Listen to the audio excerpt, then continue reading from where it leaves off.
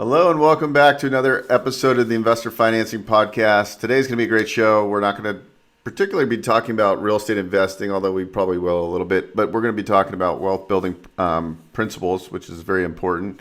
Also diversification. Please welcome Curtis May to the show.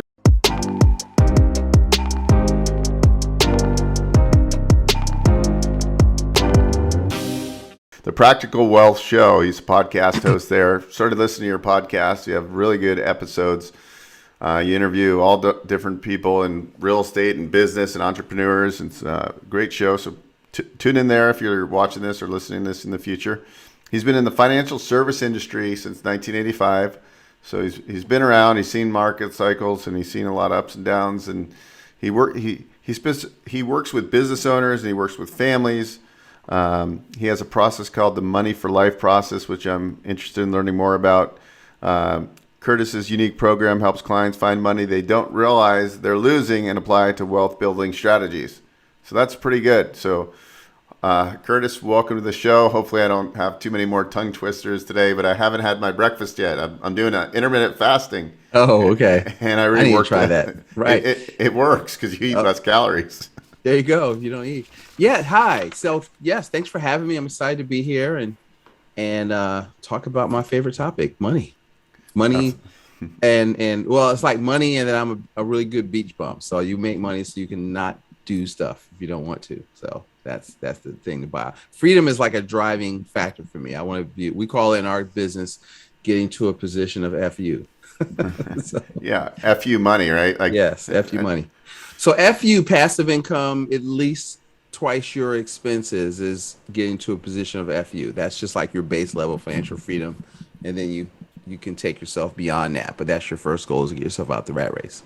So if it costs me 10 grand with all my expenses and fund money and 10 grand a month, I want to be making 20 grand a month passive. Yeah.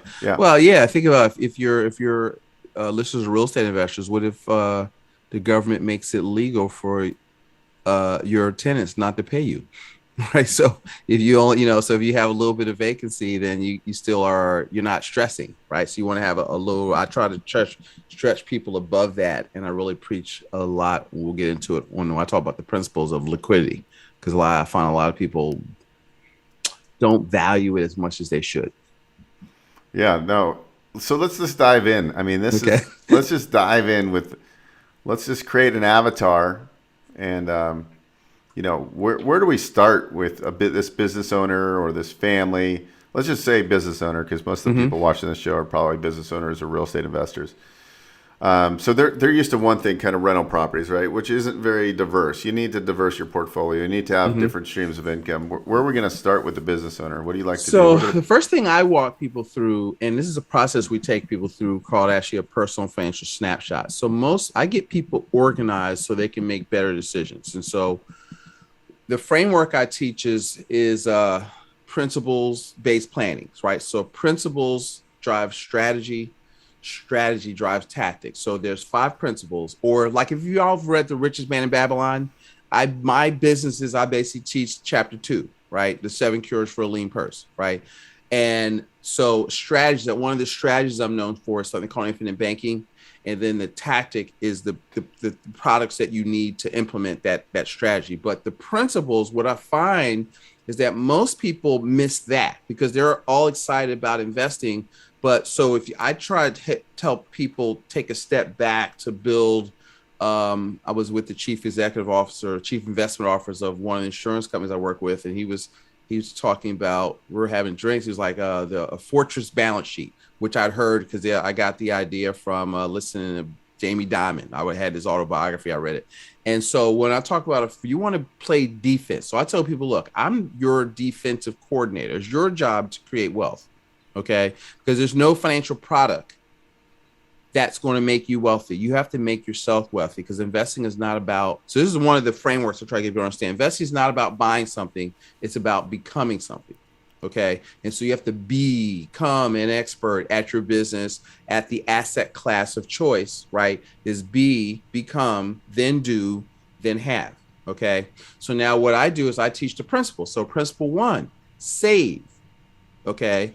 And so let's say you got a solo 401k. If you're in business, that ain't saving. Okay. Saving has no risk. Saving, safe, liquid, accessible, guaranteed. Okay. So you've got to save, right? The second one, this is where a lot of people miss, is the principle of maximum protection. Okay.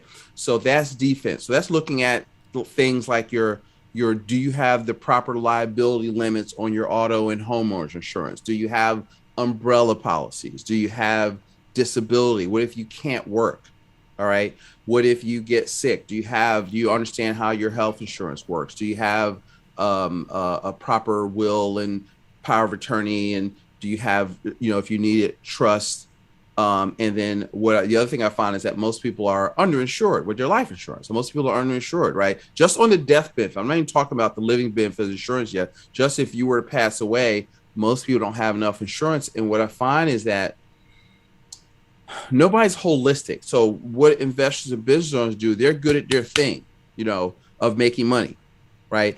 And so it's 3 skills of money. You got to make it, you got to keep it, and you have to grow it. Okay. So I'm the keep it, grow it guy. All right.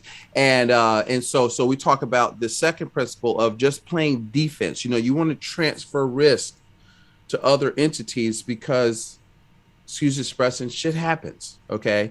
And then you have to, you've got, what if you get hurt, get sued, die, get in an accident, and you can't work for 6 months? See, so you have to build that into your model. That's what I mean by building a fortress, so that you have a protection around your stuff. So because everything, you can't have a plan that only works and you're trying to travel and you can only travel if the sun is out, and the sun is shining, everything goes well. So stuff is going to go sideways. That's a guarantee. And so you have to protect yourself, because nobody has a working crystal ball last time I checked. So what you got to do is you've got to operate based on principles so that no matter what happens, you're prepared. Right. So that's how I approach things. Right. The third principle is one of what I call leaving a legacy of wealth and wisdom. So you want to make sure that you're leaving a proper legacy, but you're also educating your heirs, your kids, so that, they're not like the Vanderbilts, where like 2 generations later, the whole thing is they're broke.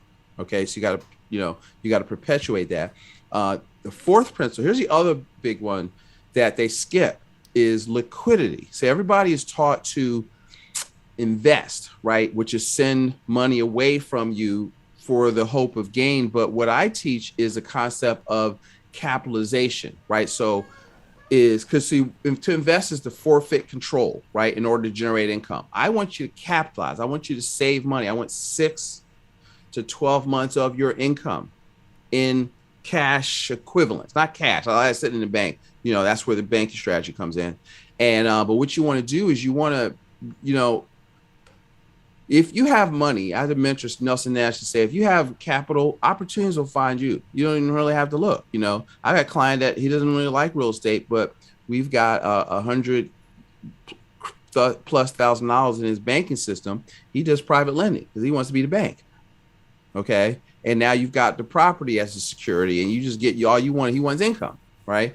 And you want to be able to retain and maximize control, and you want to be able to put money where you don't have to liquidate it to use it, right? So that's principle 4. And then the 5th principle is where all of your people live at, is the principle of the velocity of money, velocity method, right? Because there's 2 schools of thought in finance. So there's what I call the accumulation theory.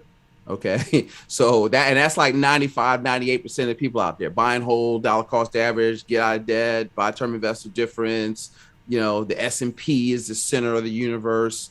And, but if you study, and I know your listeners know this, right? And what happens is, all I do is I validate for people that you're not crazy. Because if you talk to somebody from one of the big investment companies, like, oh no, you need a 401k, you need to max out, this stuff, you need a SEP, and you need to. So the thought is, I'm going to send money away from my business and put it at risk to hopefully make, 6, 8, 10% return. And that's a stretch. Okay. With risk. Or I can, if I put $1 in my business and I make $2, that's 100% return. And something you understand that you can control, right? And see, so you already know this, Okay. So all I'm doing is helping you lean into what you know in your heart to be true. But most advice is not geared for you, right? It's geared to most of marketing around Wall Street is basically in so many words, give your money to us. Right? You don't have the time to train to manage your own money. So why don't you give it to us and we'll take care of you. And the people we work with, the same clients, they know my real estate investor clients, they know they can make more money than Vanguard, when they understand it and with less risk, more leverage and not hoping this. I had a client that called me a couple of weeks ago. Well, it's not quite a client yet, but she's going to become a client. And she, in February, she had a 401k IRAs worth 700 grand. And then when she called me the end of beginning of May, it was down to like 390. Not See, good. so, and what did she do? Nothing, but it was all the crap going on, the war, all that stuff that stuff you don't have any control over. So, you want to have like non-correlated assets. So something across the world happens, doesn't mess up your money. And so we teach people to think, not tell them what to think, because it's your money. So I'm off my rant. I'm going to let you ask me questions. So No, that was good. That's really what's good. known on my show as a Curtis rant, right? So I like that. So you talked about infinite banking or family banking. It's kind of a buzzword, and I've looked into it, but I don't really understand it yet. And I'm sure a lot of my viewers don't understand about being their own bank. Can you kind of do a high level overview of yeah, the process? so banking is a concept, right? It's not a product. So a lot of people associate it with life insurance, and life insurance is a tactic or the entity you create. But at its core, it's a couple things. It's the one question I ask people is, where do you store your cash? Okay. And so because here's the thing. All y'all listening to this are already banking. Okay. You just don't own the bank. You just don't control the banking function. So when you look at a bank, and if you understand the players in the play, there's three players in the play in the banking system. You got the saver or the depositor. So your revenue goes into, let's say, Bank of America, right? Bank of America is the bank, and then they have the borrowers.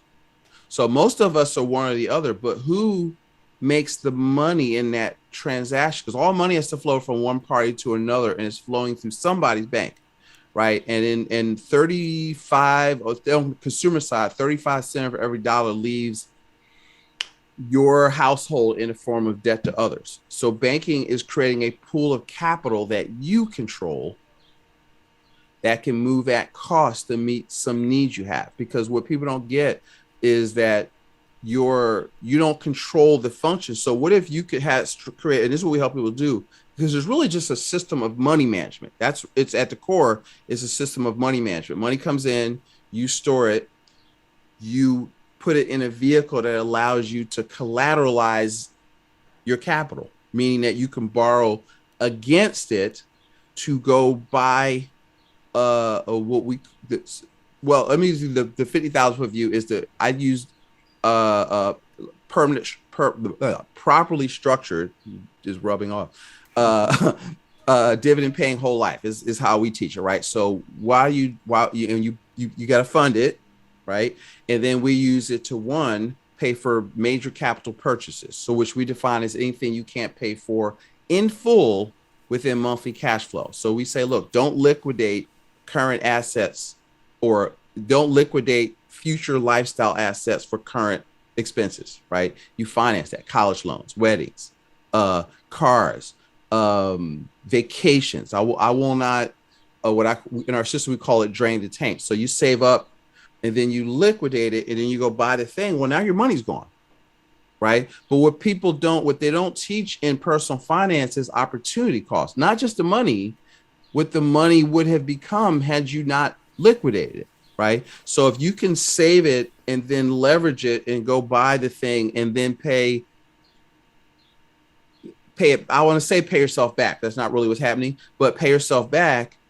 Then what happens is you're keeping the money in your circle. Kiyosaki says, look, when money hits your asset column, don't ever let it leave, right? So what if I could store my capital in an entity that I own and control, so my money is growing uninterrupted, and then when I need for a capital for a down payment for a property, this is how my clients use it, or some have people have enough money in there to buy it outright, right? And they just create their own. So I got clients that have, it's probably not a good thing, cut out the hard money lender, No, but it's okay. That's good. It's a good thing. Well, and see, here's the other thing. So when I talk to, because we talked about this before we start recording, you want to use debt. You're not trying to get out of debt.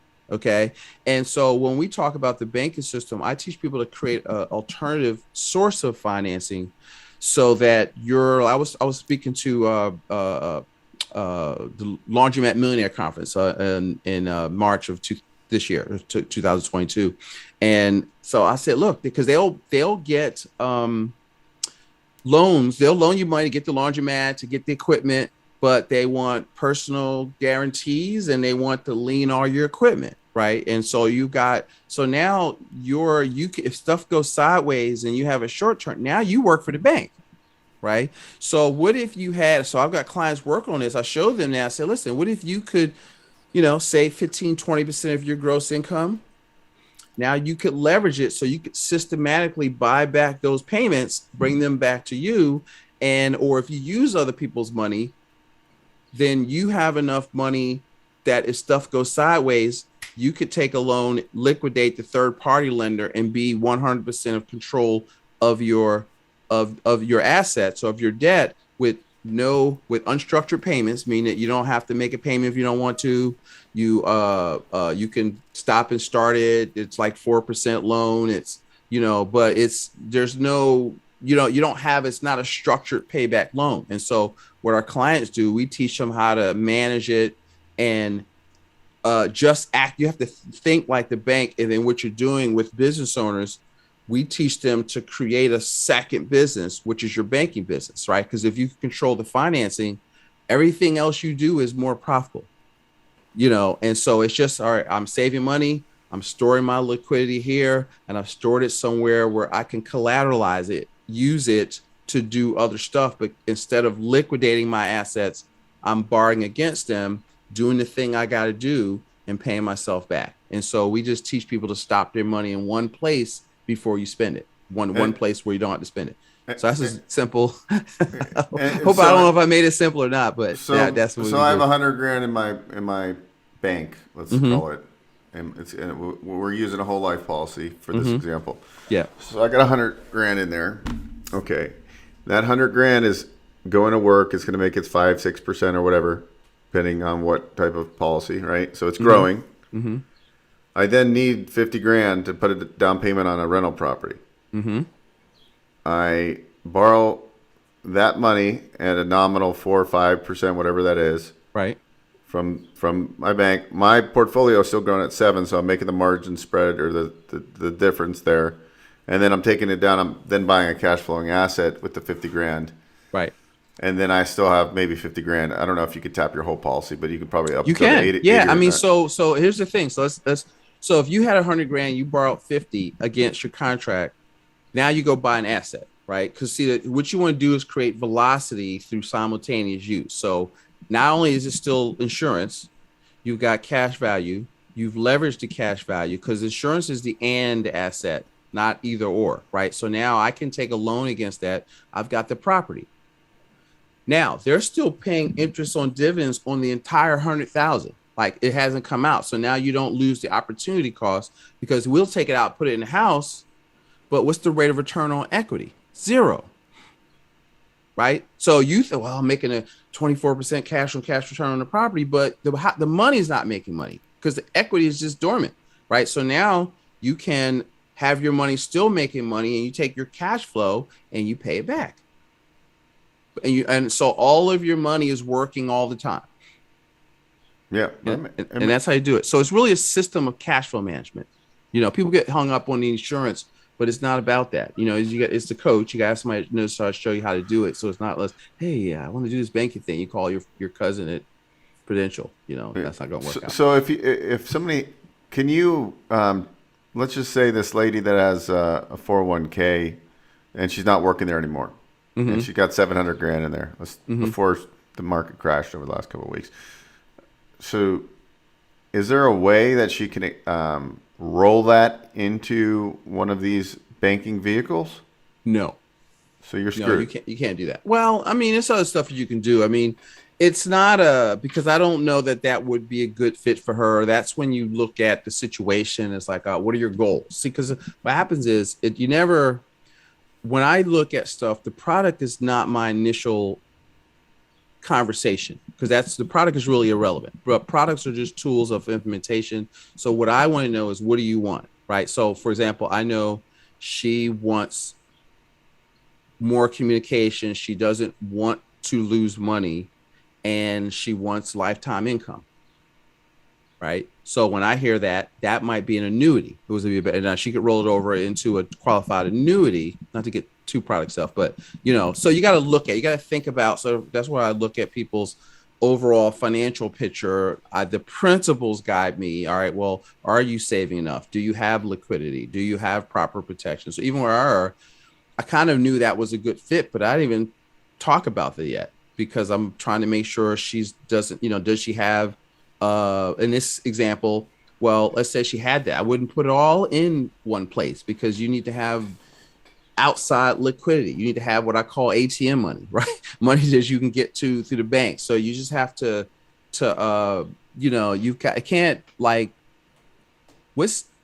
my goal is to help I teach principles. So the principles I name help our clients become and remain financially free. Right. And so it's based on a lot of the, Rich Dad, Poor Dad, the what's the other guy? George Clayson, The Richest Man in Babylon. So there are principles out there. So principles have nothing to do with products. So even you look at The Richest Man in Babylon, right? Chapter 2, part of all you earn is yours to keep. Budget thy expenses. The other where wealth is lost is managing cash flow. People aren't really good at that. Make thy goal multiply, which is velocity. But make of your home a proper investment. Guard your treasure from loss. Don't invest in things you don't understand. Make sure your principal is protected, right? Ensure future income. Buy assets that generate cash flow, so that when you can't work or don't want to, your assets go to work for you and increase your ability to earn, right? That's the chapter 2. That's the 7 cures for a lean purse. So that means you're always working at getting better, developing your skills, because income follows value. So you got to work on your skills so you can create value in the marketplace. That's what makes money. You're listening to the Investor Financing Podcast. We'll be right back after this break. Hi, this is Beau Eckstein, host of the Investor Financing Podcast. I appreciate you checking out our channel. On this podcast, we talk about real estate, investing, financing, business lending, and acquiring and expanding your business. I'm sure you will find some videos here that will help you build your business empire.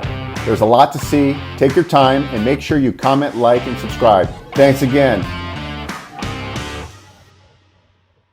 What about, okay, I'm focused on real estate, right? Like that's right. All. Like I have my lending business is where I make my transactional income, and then I want to buy rental properties. And then now I'm thinking, what would be really good is to have like a forced savings account, like where I'm paying myself. What I notice is, if I look at all the software and apps I have, how much I'm spending each month, and I just eliminated the stuff I'm not using, I have easily some cash that I want to debit it out of my account and I forget about it, right? Then I want to grow this eventually. So like right. 3-4 years from now, there's $100,000 in there by putting a minimal amount per month in there, right? Then I have $100,000 in it. Then I can go tap into it when I have it. It's kind of like a forced savings account. It's growing. I can leverage it, so the money's always working. So it seems like a good, for somebody who needs to build wealth too, right? Mm-hmm. They can use the same principle. Yeah, I mean, you because what happens is you've got to do everybody. Nelson Nash used to say, who wrote the book, y'all should become your own banker. Everybody needs two businesses: the one that gives them a paycheck, right, and the banking business, so that you can copy the business model of a Bank of America and add it to your portfolio, right? We teach people to think of it as a franchise, and we show them how to really manage their system and how to, recapture the profits.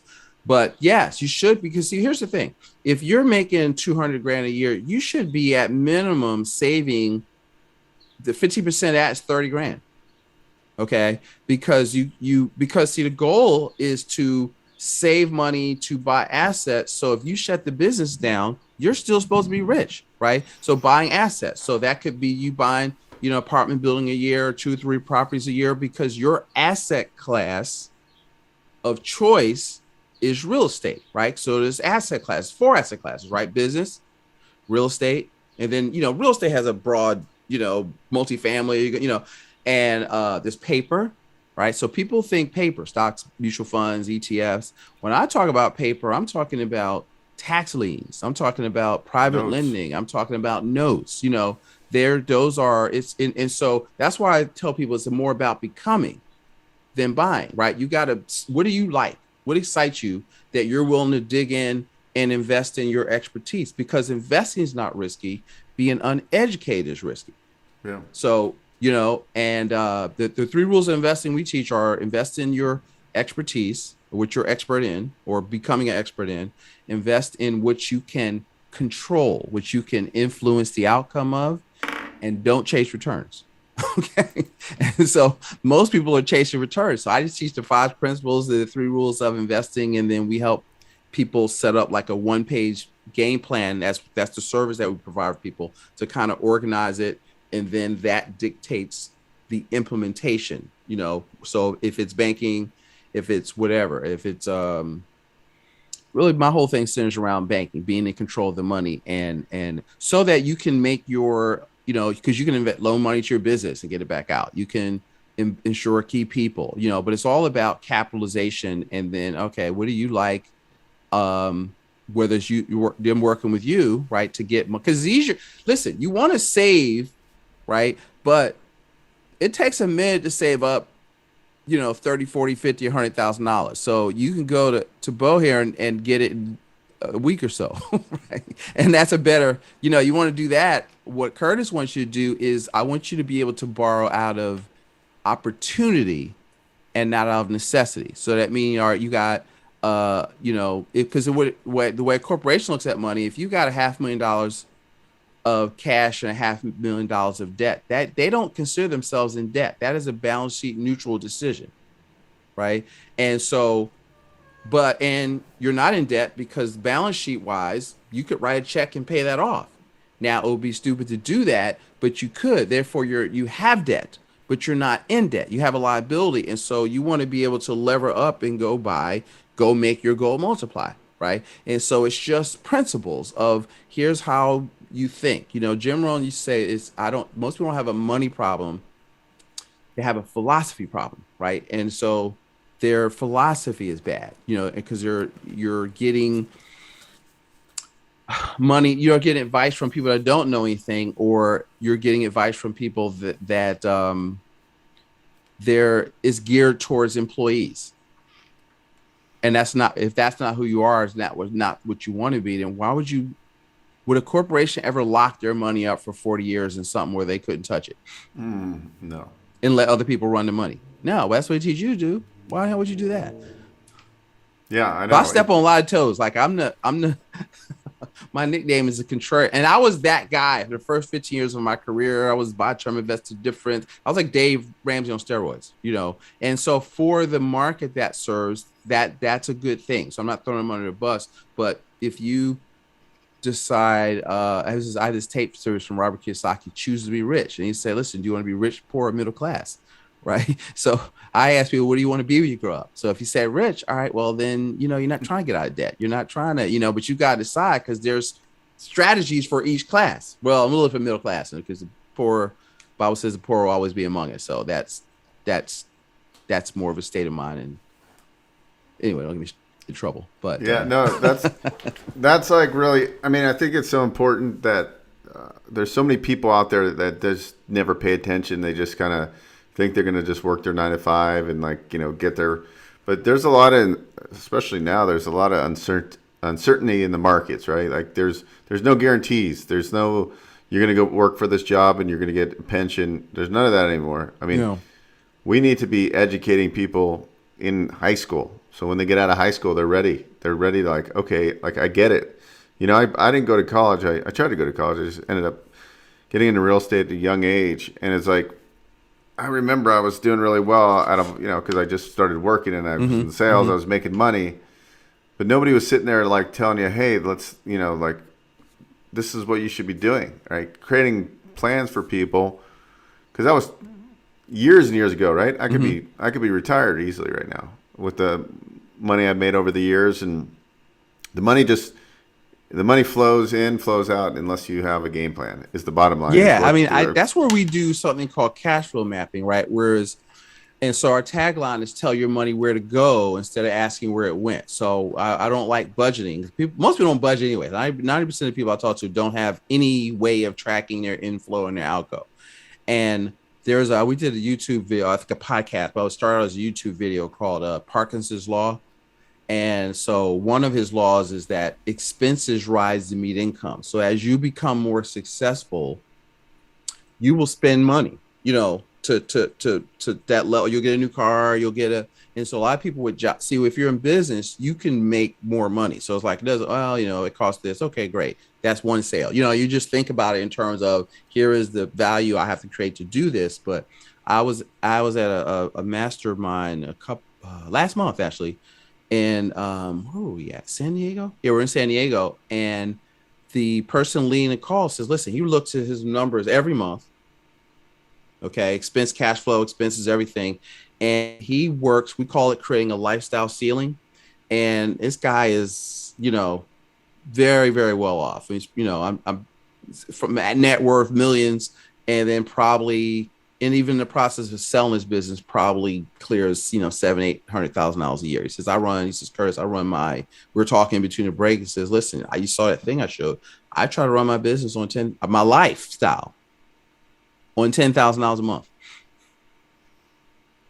Yeah. Right. And so that's the thing, especially if you're doing well, but you're not financially free, then the purpose of making more money is to save more money so you can buy more assets, so that you can get out the rat race. And then, do the Kiyosaki thing, go to the fast track where now you're accredited and you understand what you're doing, and you can get into some really cool stuff.